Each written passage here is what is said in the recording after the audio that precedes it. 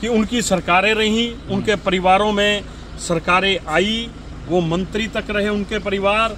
जैसे मैंने आपको ग्राउंड रिपोर्ट बताई है, 100% 1% भी इसमें यदि कोई हमारा दावा गलत हो तो आप हमें बता देना, हम चैलेंज करते हैं। और यदि उन्होंने काम शहर के लिए दूरदर्शिता से को रखते हुए, मद्देनजर रखते हुए, यदि उन्होंने एक काम भी कोई करवाने का काम किया है शहर के लिए, सिरसा के विकास के लिए, तो वो भी धरातल पर उतरे और दिखाएं। हमने अपनी सरकार में ये काम करवाए, वो दिखाएं क्या उन्होंने करवाया, क्या उनका विजन था।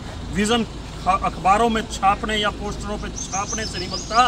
विजन बनेगा आपका, जो आपने काम करवाए उनको आप जनता तक पहुंचाएं और दिखाएं कि हमने ये काम करवाए, और जनता उन सुविधाओं का लाभ लेगी, तब आपका विजन बनता है। अन्यथा सिर्फ आप पोस्टर और बैनर में छाप के बांट सकते हैं, आपका विजन नहीं बनेगा।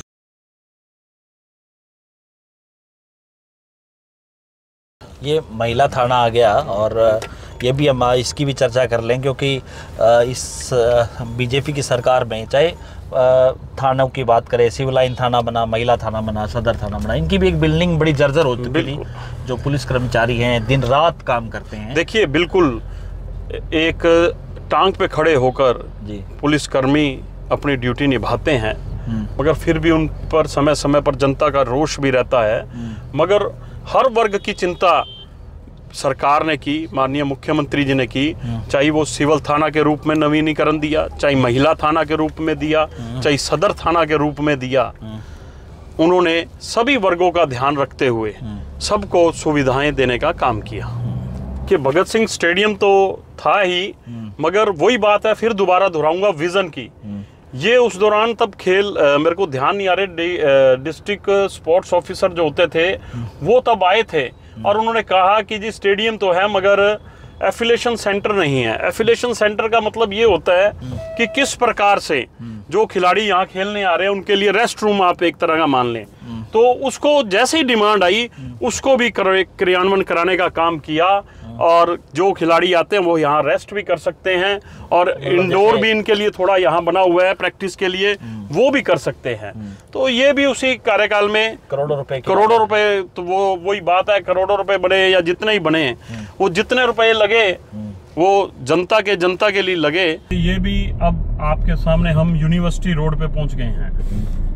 निश्चित रूप से यूनिवर्सिटी के बारे में भी मैंने आपके सारे संज्ञान में मामला लाया, और आज ये सड़क भी सिंगल रोड होती थी, और यहाँ पर भी वही नहर थी, उस नहर को भी बंद करवाया, उसके ऊपर सौंदर्यीकरण भी करवाया, और ये सड़क आपके सामने है। 4 लाइन सड़क भी यहाँ पर स्थापित हुई, जिसका आज देखिए एक बाईपास का रूप भी ले लिया इसने। किस तरह से हैवी व्हीकल्स इस रोड से जा रहे हैं, शहर के अंदर से ना जाके। यदि ये सिंगल रोड रहती तो यहाँ पर भी दिक्कत आती ट्रैफिक की। ये होता है विजन, किस तरह हम शहर के लिए चारों तरफ कोई बाईपास, मिनी बाईपास बनाने का काम करें। ये भी उसी का हिस्सा था 2014 से 2019 तक के कार्यकाल में। तो छतरगढ़ पट्टी फाटक से भी एक जो सड़क है, चाहे वुमेन पॉलिटेक्निक के आगे से जे कॉलोनी से होती हुई आगे बंदर जो पुलिया जिनको कहते हैं रानिया रोड पे, वहां पे पहुंची, क्योंकि ये नहर है वहां पे भी जा रही थी। और इसका भी काम अभी पीछे ही जो है पाइपलाइन डाल करके उस पे जो रोड है उसको अभी उसका चल ही रहा है काम। देखिए, बिल्कुल प्रमोद जी आपने ठीक कहा है, ये भी उसी वक्त का काम था और इसी के साथ ही ज्वाइनिंग में था। मगर वहां पर दो सड़क मिल गई है पहले। हाँ जी, वहां पर भी काफी दिक्कत आ रही थी, क्योंकि लोगों ने एक्रोचमेंट कर रखी थी। उसको हटवा के उस नहर के अंदर केवल यहीं से नहीं, जहां से वो पीछे से नहर आ रही है, सारी में पाइपलाइन डलवा गए, और यहाँ पर भी पाइपलाइन डल के और काम पूरा हुआ। और सड़क का निर्माण जो आज बहुत बड़ा, मैं कहता हूँ मेन जीवन रेखा यदि कहें तो वो बनती जा रही है बाईपास के रूप में। वो एक सेकंड बाईपास या मिनी बाईपास शहर का निकला है, जो आपको देखने को भी आएगा। और एक जो यहाँ पर फाटक आएगा, फाटक के ऊपर घोषणा भी 2019 से पहले थी, जो कि रेलवे के अंडर आती हैं। रेलवे की बहुत परमिशंस होती हैं और लेने में काफ़ी दिक्कतें आती हैं, तो वो परमिशंस भी होगी। और बिल्कुल मुझे जहाँ तक मेरी जानकारी के अनुसार है, विद इन 7-10 डेज में इसका भी यहाँ पर भी फ्लाईओवर का, इस फाटक के ऊपर भी निर्माण होगा। फाटक पे अगर फ्लाईओवर बन जाएगा तो फिर इस तरह से जो अभी ये चर्चा चल रही है कि यहाँ पे अगर मेडिकल कॉलेज बनेगा तो वो जगह है वो स्टेबल नहीं हो पाएगी क्योंकि एम्बुलेंस आएगी, आगे फाटक है, तो एक तरह से वो भी उसको भी आगे एक हरी झंडी मिलेगी। बिल्कुल बिल्कुल मिलेगी जी। फ्लाईओवर का मेरी आज ही डिपार्टमेंट से भी बात हुई थी, वो भी कह रहे थे जी हफ्ते 10 दिन में इसका टेंडर फ्लाईओवर का हो जाएगा जी। तो ये फ्लाईओवर यहाँ से फिर आगे यानी टी पॉइंट बनेगा क्योंकि डबाली रोड भी इधर से आ रहा है, यहाँ से आ जाएगा।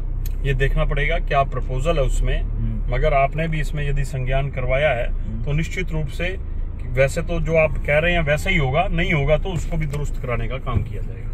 ये वो रोड है जो खैरिका से गग्गर नदी के जो पुल से पहले सीधा यहाँ से होकर के और ओटू हेड पे पहुँचता है, यानी कि चकराइयाँ गांव से ओटू हेड पे पहुँचता है। और बड़ी ये जो काफ़ी डिमांड भी थी इसकी, क्योंकि जो लोग रानिया के हैं या एलनाबाद होकर के रानिया जाते हैं, जिनको राजस्थान जाना होता है या साथ जाना होता है, तो वो ट्रैफिक है वो शहर में ना आए, इसलिए इस रोड को बनाया गया। देखिए प्रमोद जी, मैं आपको इस सड़क के ऊपर क्या लाभ हुए और कितनी दूरदर्शिता की सोच के तहत इस रोड को बनाया गया, मैं आपको आज इसके बाद पे बताता हूँ। ये भी लगभग 2017 की बात है जब ये रोड का कार्य शुरू हुआ था और बाबूजी श्री जगदीश चोपड़ा जी के प्रयासों से, मुख्यमंत्री जी के आशीर्वाद से इस रोड को बनाने की अनुमति मिली।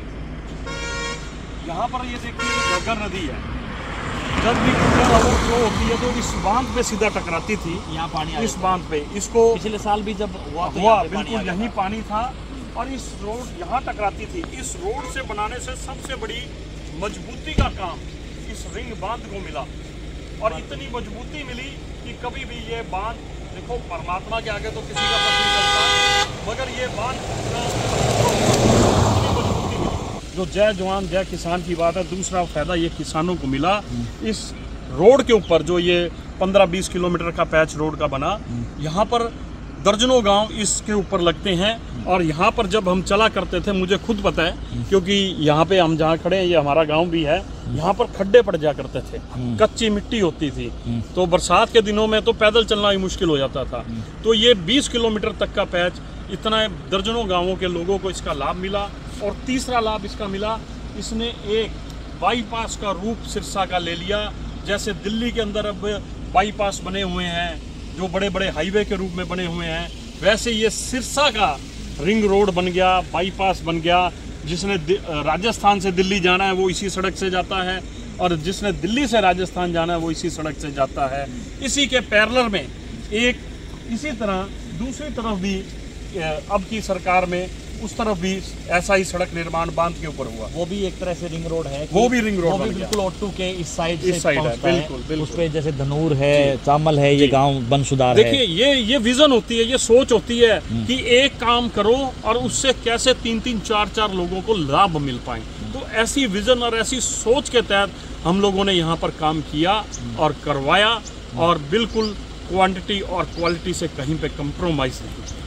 तो चलिए इस स्टोरी में क्योंकि एक सवाल ये भी है जो आज आपने काफ़ी जो काम गिनाए और ये हमारी भी ग्राउंड रिपोर्ट थी कि सिरसा में क्या कुछ हुआ, क्योंकि मनोहर लाल 1 की बात करें या 2 की बात करें, 2014 के बाद और अब तक 24 तक, तो ये काफ़ी जो बड़े काम थे जो आप कह रहे हैं कि भारतीय जनता पार्टी की सरकार में ये जो प्रोजेक्ट हुए। लेकिन दूसरे लोग हैं, आपके विपक्ष वाले हैं, वो भी तो दावा करते हैं उनकी सरकारें रहीं, तो आपको क्या लग रहा है कि फिर वहाँ पे क्या काम हुआ? देखिए ऐसे 2-3 काफ़ी लोग हैं जो इस समय भी समर में कूदे हुए हैं, जो विधायक बनने की इच्छा रख रहे हैं। कोई डायरियों के माध्यम से, कोई पंफलेट के माध्यम से, कई पोस्टरों के माध्यम से भी अपनी हाजिरी लगवाने का काम कर रहे हैं।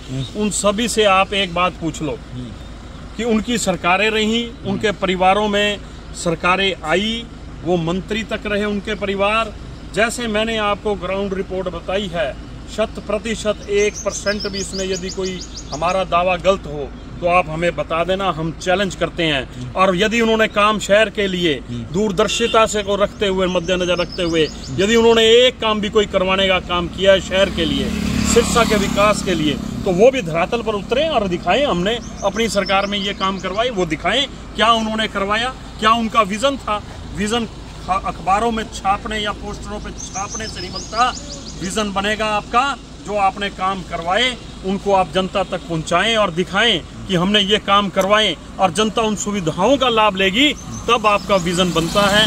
अन्यथा सिर्फ आप पोस्टर और बैनर में छाप के बांट सकते हैं, आपका विजन नहीं बनेगा। अमन, आप भारतीय जनता पार्टी के महामंत्री हैं और एक महामंत्री, ये कहा जाता है भारतीय जनता पार्टी में कि जो महामंत्री बन गया या जो बनने के बाद जो नई पोस्ट है वो मतलब अच्छे दिन उसके शुरू हो जाते हैं। तो ये माना जाए कि अब सिरसा को लेकर के भी आपके भी अच्छे दिन शुरू होने वाले हैं। भारतीय जनता पार्टी आप पे विचार करेगी। देखिए, मैं विधानसभा चुनाव का भी बहुत समय कम बचा है। युवा मोर्चा में मैं पहले उपाध्यक्ष था प्रदेश का जी। उसके बाद मैं पूर्व का महामंत्री हूँ, वर्तमान में नहीं हूँ जी। मैं पहले महामंत्री की जिम्मेवारी निभा चुका हूँ। आजकल कार्यकर्ता के रूप में पार्टी की सेवा कर रहा हूँ। और जहाँ तक कोई आप चुनाव की बात कर रहे हैं, हम संगठन के कार्यकर्ता हैं, संगठन सर्वोपरि है। हमें तो जो पार्टी का संगठन का आदेश है हमें उस पर कार्य करना है, उस पर क्रियान्वयन करना है। वो जहाँ हमें खड़ा कर देते हैं हमें वहाँ खड़ा होना है। हमें अपने कर्म करना है, फल की कोई इच्छा नहीं है। सिर्फ कर्म करेंगे, संगठन के हैं, संगठन के रहेंगे। धन्यवाद।